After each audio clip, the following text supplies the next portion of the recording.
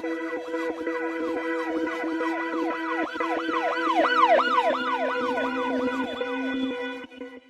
everybody. Welcome back. I'm very excited to have this gentleman on the show. I see him all over social media. He's big on LinkedIn.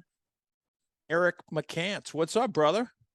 Hey, how's it going, sir? Hey, man. You don't have to call me sir. It's just a habit. I know it's a habit. It's a habit, brother.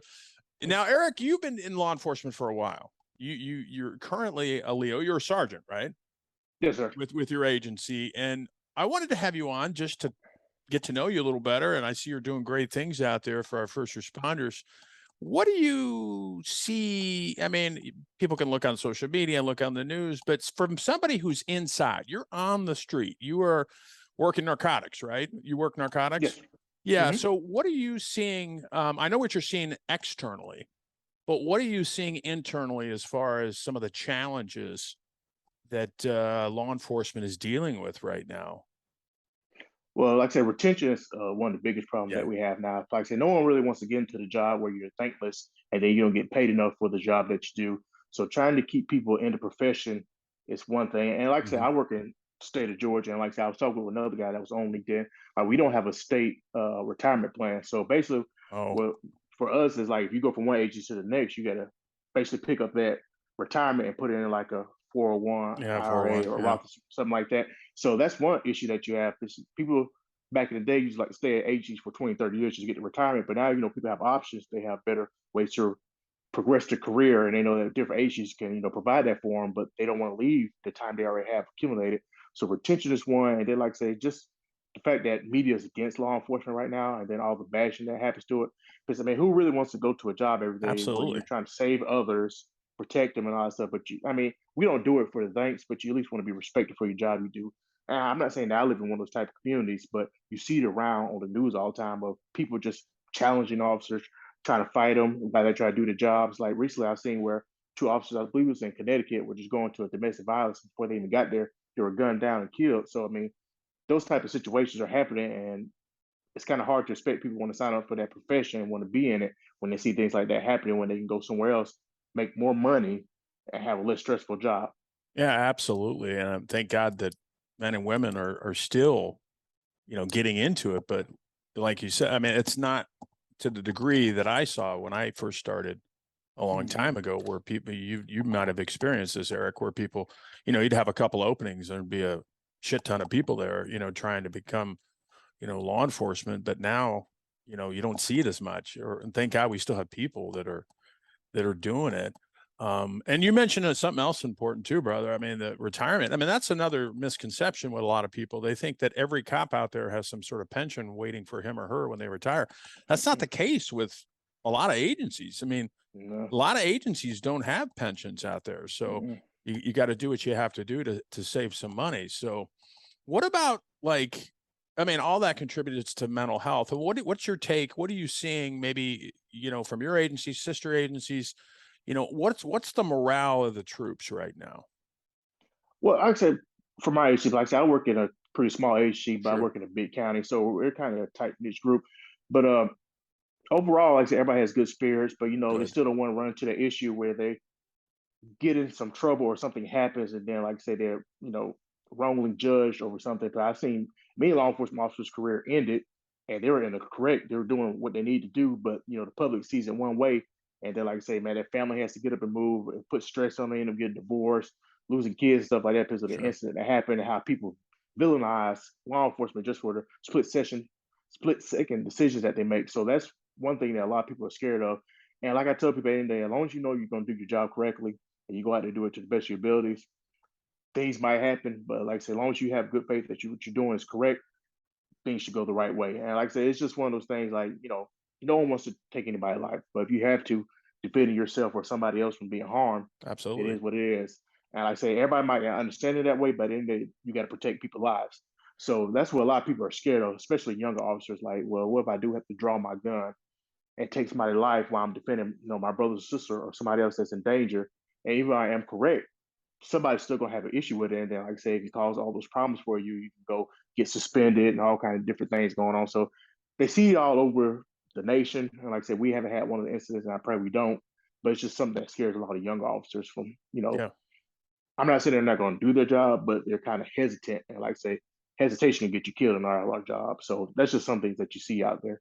Yeah, and you hit it on the head. I mean, it's something that you think about, but I mean, you know this, and I mean, how many contacts does law enforcement officers from around the country have on a daily basis? They've got to be tens, Millions. thousands, Hmm. millions, like you said. Hmm. I mean, how many of those end up in a use of force?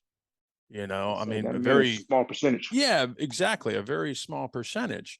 Now, I'm not saying we ignore that, but the vast majority of people out there, brave men and women like you, go out there every day. They put everything on the line. They serve and protect. And contrary to what some people think, no police officer gets up in the morning and says, "I want to go shoot somebody." No. I mean, what? I mean, it's just it's not.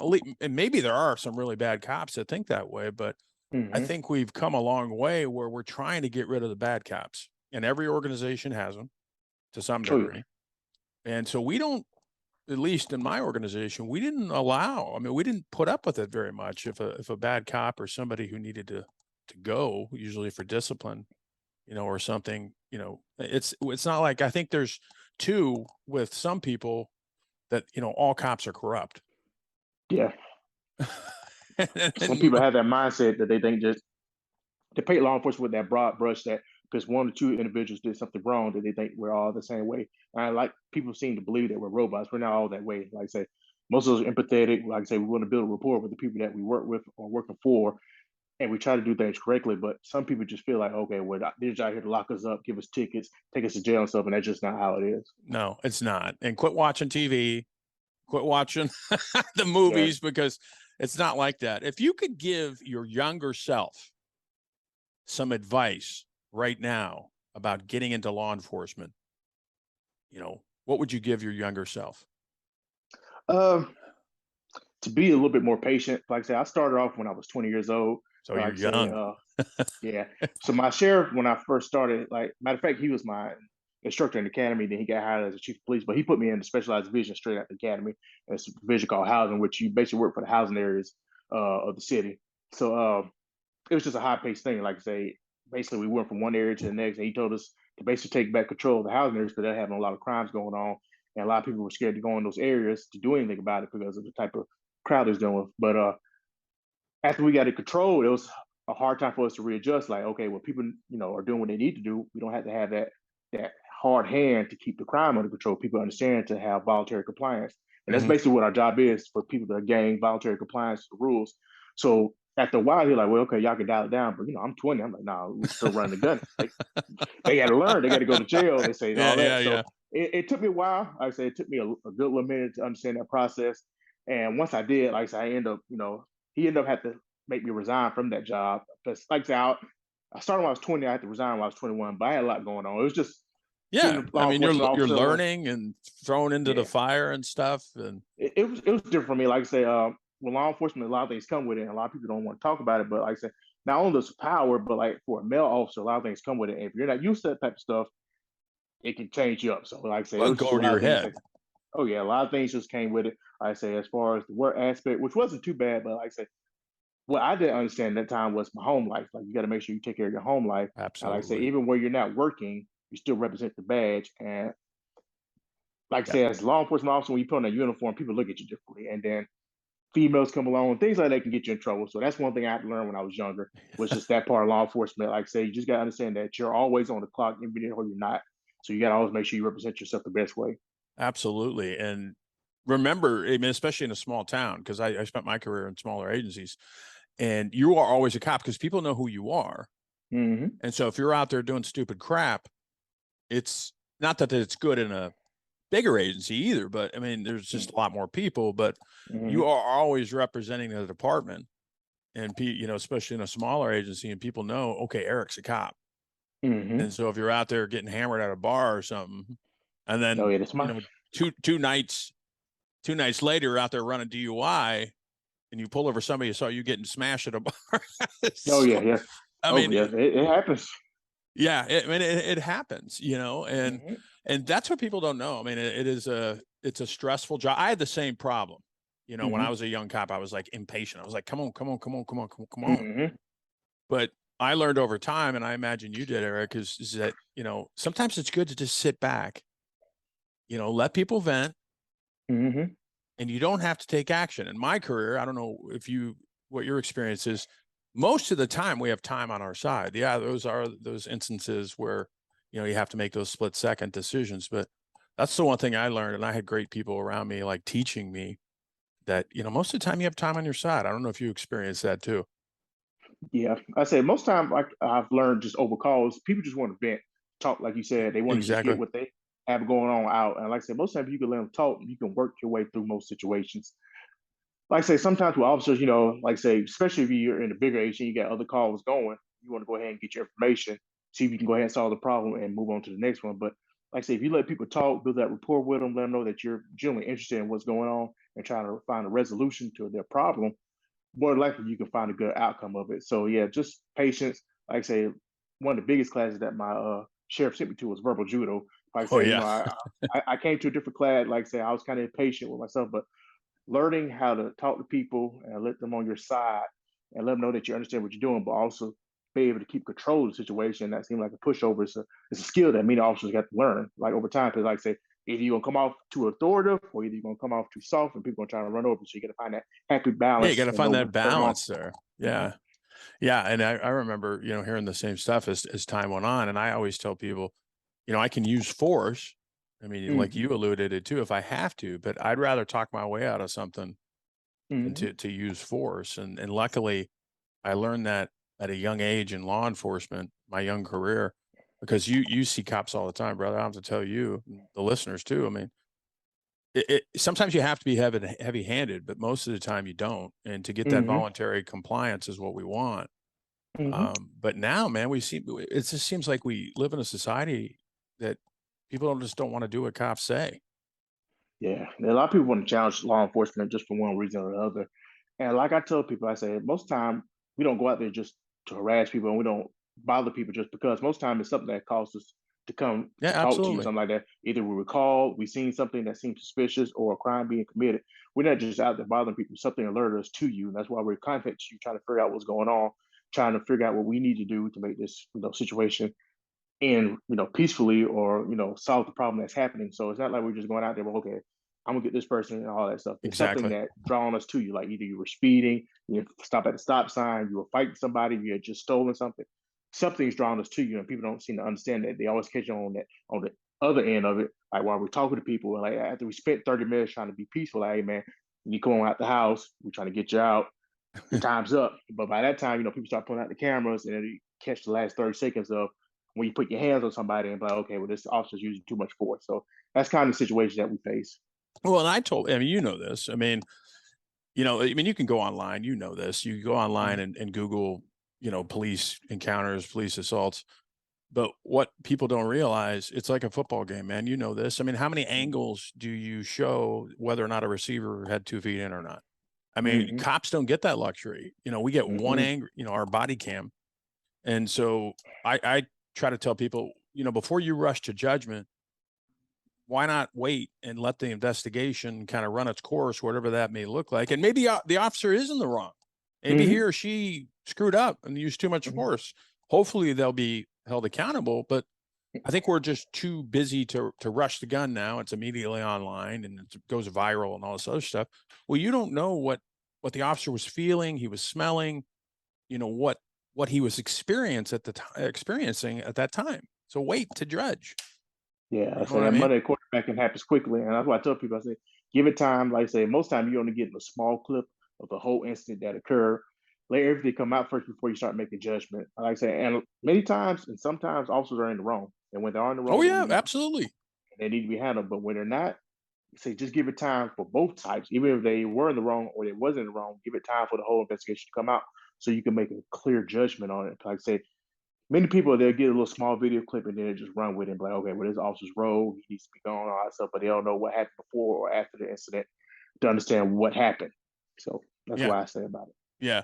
Now, what advice would you give? I mean, I'm sure you've had this before, Eric, but what advice would you give to somebody like a young person that wanted to get into law enforcement right now with all the stuff that is going on right now, but they really wanted to serve? And well, what would you tell them? Basically, I tell them, like I said, man, go to your local agency or find somebody that you know that's a law enforcement officer.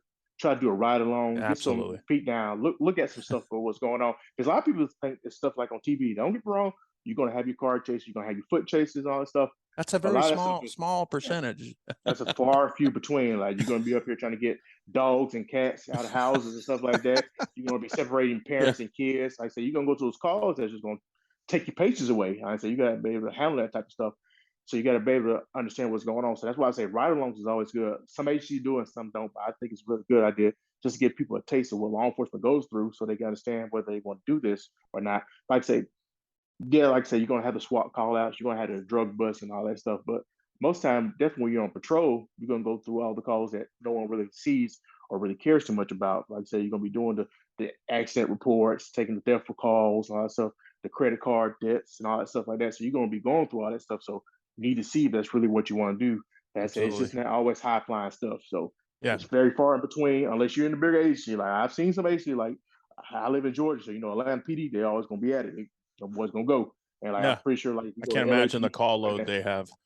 yeah, like the big agency like NYPD and all that stuff, they gonna be able to go because they had that many people. But definitely if you're from a smaller place, you only have smaller agencies around you, just to see if you can get in the car with somebody, just see what they do all day, figure out if that's what you really want to do. Yeah, absolutely. Go on ride-alongs, talk to cops, get their take. And Mm-hmm. and ride-alongs huge because then you Mm-hmm. actually see what they're dealing with. It cracks me up, man, because I used to teach on the college level and I used to go around to students and say, how many people want to become cops? And very few would raise their hand. And then they would be like, well, what about detective? And they'd raise their hands. And they'd be like, well, do you understand where you got to start first to become a Yeah, you detective? got to. When's the last time you saw an advertisement, some help wanted ad that said detective wanted? It Mm-hmm. It doesn't doesn't happen like happen. that. You got to start on the street. Mm-hmm. Get You that got to, experience. No. yeah, you got to get that experience. And I mean, it just cracks me up. But we're a resilient profession. You know that. And Mm-hmm. I think we kind of ebb and flow. We kind of have, valleys and then peaks. And I think we're definitely in a valley right now. The one thing that, because I'm a little older than you, brother, and maybe you remember this, where it used to be we've always been under scrutiny and we have to Mm-hmm. be. We have to be as police Oh yeah. officers and first responders. But it seems like, in the last handful of years, I don't care where you fall politically, but it just seems like politicians now have really taken aim at law enforcement on both sides or whatever side you want to pick, and as well as social media, and all this other stuff. So it's just I didn't have to deal a lot with that when I was because I'm old. But Yeah. now it's like it's to your point, man. Why would somebody get in law enforcement? Because all you have to do is just turn on the news or get on TikTok or Instagram or something. But I tell people, that's not. I don't think it's the reality, just because I think the majority of people out there still support people like you and other brave men and women who are serving. So I don't know what your take is on that, brother. Yeah, like I say most people support law enforcement, but like I said, it's just basically thrown in our face all the time. And like I said, it's just a hot topic right now for finding a law enforcement officer that's doing something that's supposed to do. And like I tell people, the ones that are being bad are doing the things that they're not supposed Absolutely. to do as law enforcement, they need to go. But while you're showing the bad stuff, you need to show the good that law enforcement does. Like I say, you got to balance it out, but it's just not that type of balance going on. Like I say, every day you're going to see bad cops slammed in your face. And like I say, we all understand there's bad cops in our profession and that they need to go. But people harp on it and they just constantly throwing it and it just gets people this mindset that all law enforcement are just these rogue individuals out here harassing people, throwing them on the ground, taking them into jail for no reason, falsely prosecuting them or falsely imprisoning them and taking them to jail when they're not doing any crimes, which is not the case. So most people understand what law enforcement do. They support us. But at the end of the day, when you get so much stuff thrown in your face, it kind of creates not bad judgment, but it makes people feel kind of differently about law enforcement.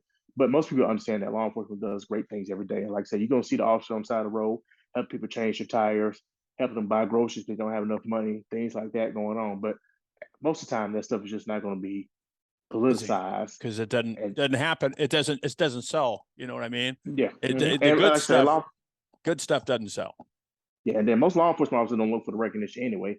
They're gonna do whatever they need to do and just go about the way and finish up the rest of their day. So we're not looking for the popularity and to have everybody following us around with those small things that we do for the community.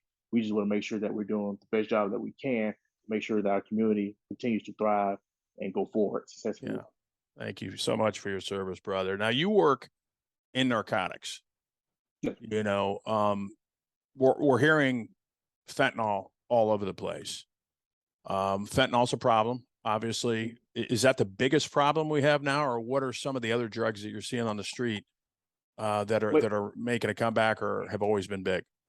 well, in our area, like I said, fentanyl starting to come around, but what people are doing with fentanyl is like say they mix it with everything. Like people think they're gonna buy like pills, oxycodone, Roxy's, different things like that. But people are basically mixing the pills or pressing with fentanyl, and that's what's causing a lot of overdoses. But meth is something that we deal with all the time. It's just real big over here because it's a cheaper drug, but a Mhm. lot of people use it. Start to see a lot more crack come around. Like I say, where I'm from, you'll see heroin, but you don't see it as much as other drugs. But methamphetamine 'Cause and it's cheap, like you said, it's cheap. yeah, yeah, and crack cocaine is what the drugs that we see. Like I say, you're always going to deal with marijuana. Like I say, in state of Georgia is still legal, and like I tell people, most time when you have marijuana, it's going to be another drug involved somewhere else. Like I say, most people when they're selling drugs, they're not just going to sell marijuana. They're going to be selling crack cocaine, heroin, fentanyl, something else along with it. It Yeah, just all comes together. But like I tell people, it's a $1 billion industry. It's going to keep going no matter what. But the point of being in narcotics or being an addiction officer is that you just feel comfortable knowing that even if you only got a small bust or even if you got 500 pounds of cocaine, you stop somebody from possibly absolutely. getting hurt from it because, like, there's a lot of violence involved in the drug game or someone overdosing and dying. So, any small amount that you get is still going to be helpful no matter what. Yeah, and it cracks me up what you said about marijuana. I remember, Colorado was the first state that went legal with marijuana.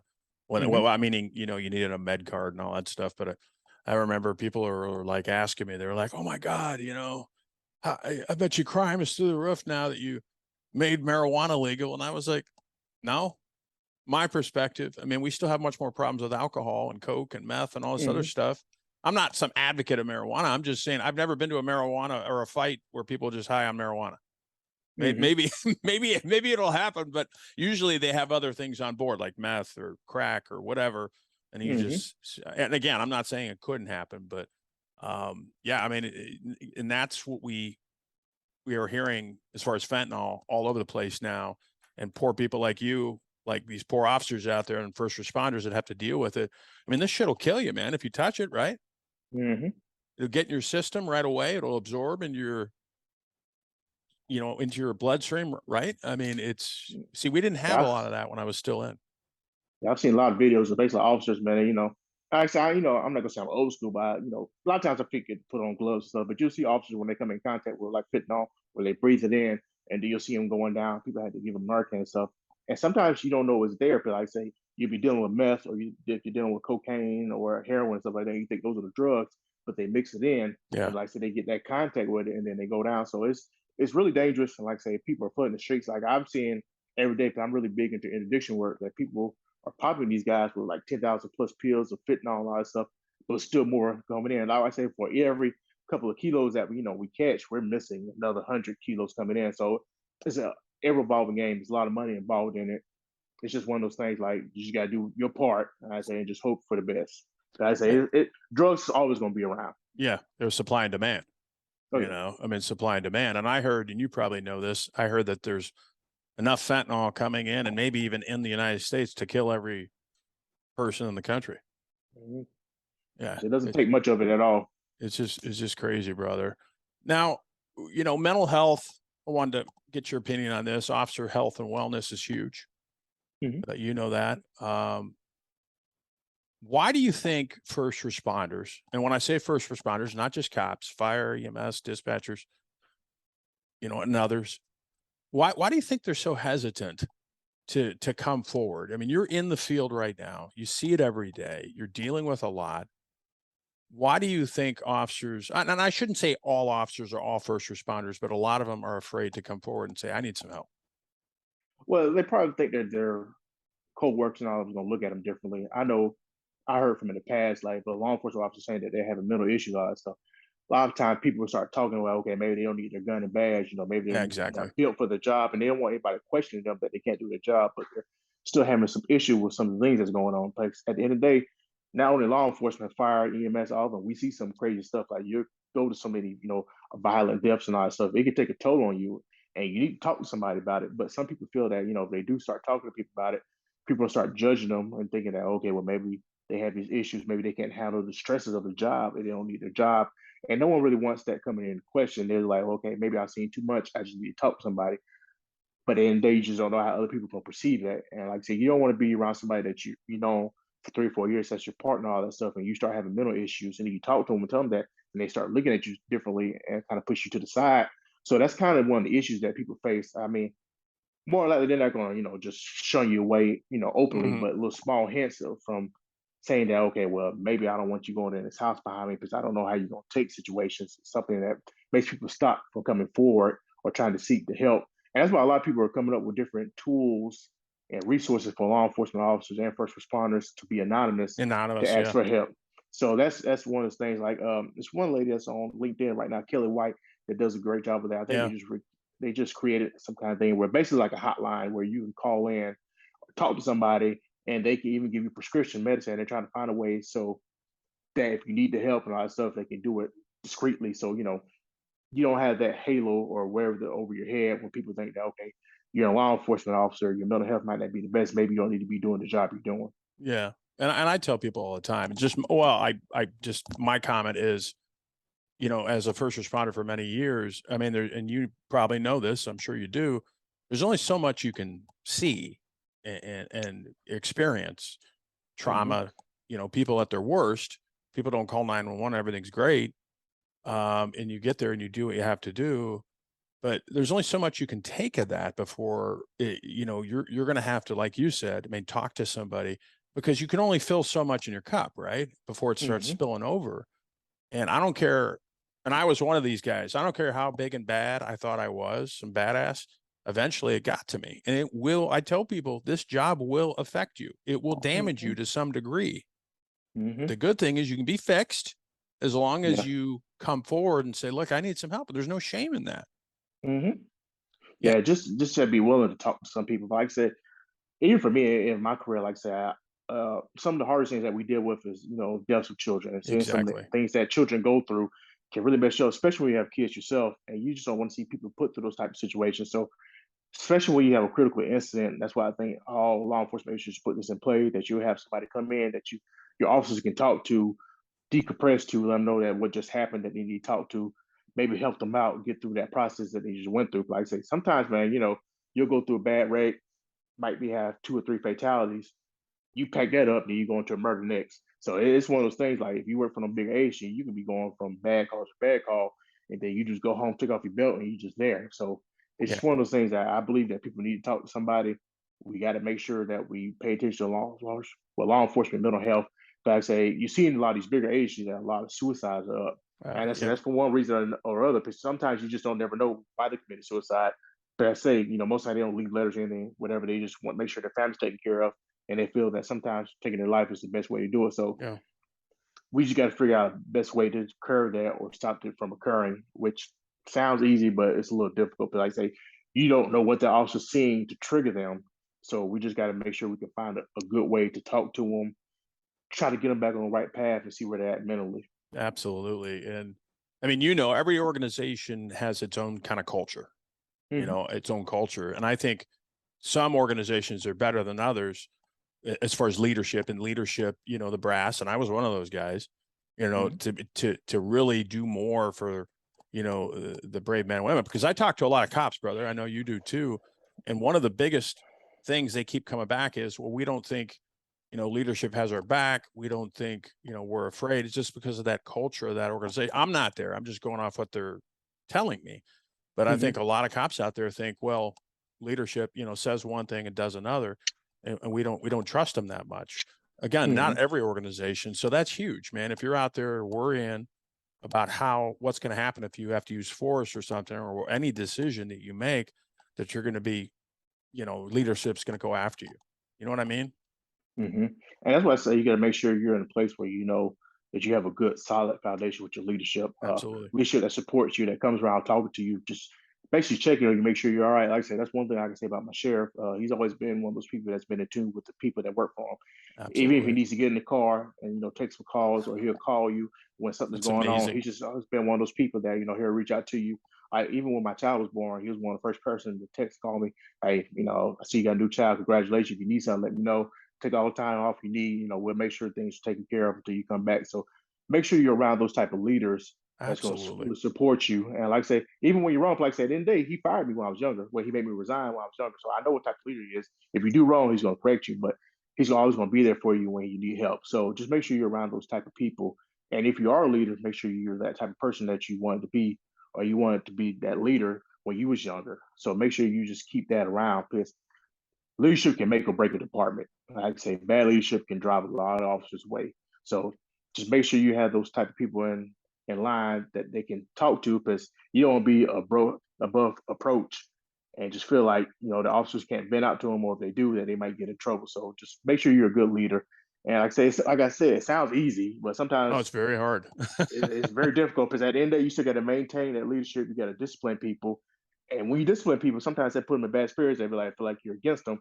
But at the end of the day, eventually, you hope that they learn that you did what was best for them, and that you're just trying to help them become a better person. So it's easier Yeah. said than done being a good leader, but you just got to work on it. Yeah, but it's exactly what you said. Like, I mean, your sheriff sounds amazing. I mean, somebody, the sheriff, the number one guy, reaches out to Eric McCants and says, the sheriff, not his under sheriff or somebody else, reaches out and says, "Hey, man, congratulations with your kid." Cops, yeah, we all love money, but it's the little things like that Mm-hmm. that makes people feel appreciated. Or getting in a Mm-hmm. car. I don't, I haven't seen that in a long time. Where a senior executive in an organization gets in the car and he'll shag some calls. That's Mm-hmm. huge. Talk about connecting in a big morale booster with your troops. I mean, he didn't have to do that, but he chooses to do it, which is huge, and that speaks volumes. That's more than money sometimes, if you ask me, with morale. Mm-hmm. Yeah, So it's little small things like that that just make people feel appreciated. And like I say, just coming down sometime, talking to people in mustard, talking to your people, and just trying to figure out more solutions on what you could do better as a absolutely, leader to help the department rise to where everybody thinks it should be. Like I say, because sometimes when you're way up there, you don't know what's going on down low. So sometimes you got to go down there, talk to the people absolutely, that's in the trenches to figure out what's going on. Like I say that's where you come into a lot of problems of people that maybe they want to switch over to low bearing vests. They want to open up the tattoo policy, and you might not even change it, but just talking to them and help them understand why you have that policy in place is a little bit better instead of just saying no completely. So sometimes people just need an explanation. And that's one thing, like the older guys are telling me, like that's what's new, what different with this generation. If you tell them that a direction or order, they're going to say why first. They want to know why they're doing this. They yeah, want to know why you want me to do this and that. And he said, you got to be able to explain it. You can't just say just because I told you so. Even though you're a leader, you can't say that. yeah, But it's better to explain it to them, because they're going to feel some type of way if you absolutely, don't. Hmm. absolutely, absolutely. So, what do you got going on, Eric? Wait, I mean, you're doing great things. You're serving. Thank you so much. What's on your horizon, brother? If you can share. Like I said, man, just working and family. Eventually, like I say, I do want to become a special agent, either for a state or federal agency. And like I said, I want to get back, well, not get back, but get into instructing. Like I say, I got my instructor certification through Georgia, and I want to That's start awesome. teaching more classes. But I do want to become an adjunct instructor. A lot of classes are online classes, but I just feel I'll serve a better purpose talking in person. I just feel like I connect better with people like that. So Absolutely. becoming a special agent, becoming an instructor would be some things, and hopefully, like I said, eventually be able to move around, eventually with my family. Like I tell people, I say, I've been in this area, I've been in my whole life, and like I say, I think it's just a life hack to move around, see somewhere different. Don't be under your family's nest your whole life. Just try Yep. something different, even if you do come back. But I think being out under your own 2 feet, when that safety net from under you helps you out a Absolutely. lot better. Absolutely, man. You got to venture out, right?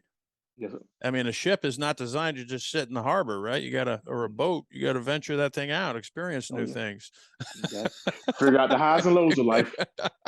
Eric McCants, thank you so much, brother, for coming on the show. Thank you for serving, my friend.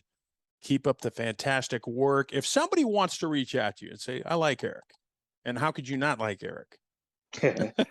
You're all over, man. I see you all over doing good stuff on LinkedIn. How do they reach out to you? Well, besides LinkedIn, is that the biggest way? Yeah, that's probably gonna be the easiest way to reach out to me on LinkedIn. Also, like I said, I have Facebook, but most of that's just for family stuff. You're not gonna get the same content that I have on LinkedIn, but LinkedIn is gonna be a good one. And I also like to, you can always come up to my sheriff's department, come talk to me, sit down with me and the guys, have a cup of coffee if you like to. But LinkedIn would probably be the easiest way to reach out to me. Cool. Any final words for the troops out there, brother?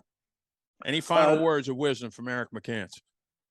Basically, like I tell everybody, just keep that positive mindset. Like I said, I'm a big pusher of the book Secret. Like I said, my partner put Oh, me I on it a love long it. time ago, Love it. and I think everybody should read it. And like I said, I'm really big into motivational speeches because it just helps you keep going forward. So just keeping that positive mindset. And like I said, don't get me wrong, you're gonna have negative things happen around you, bad things, but find the positive out of every bad Yeah, situation. I promise you that things should be better. absolutely. Law of attraction, right, man? Yes, sir. Eric, if you need anything, brother, you know how to find me. We're friends on social Yes, media. sir. So you just reach out to me, man. God bless you. God bless your family. Thank you so much again for doing what you do every day. Please be safe. And I'd love to have you back on down the road, brother. Yes, sir. I appreciate you having me on. All right, brother. Take care. Mhm.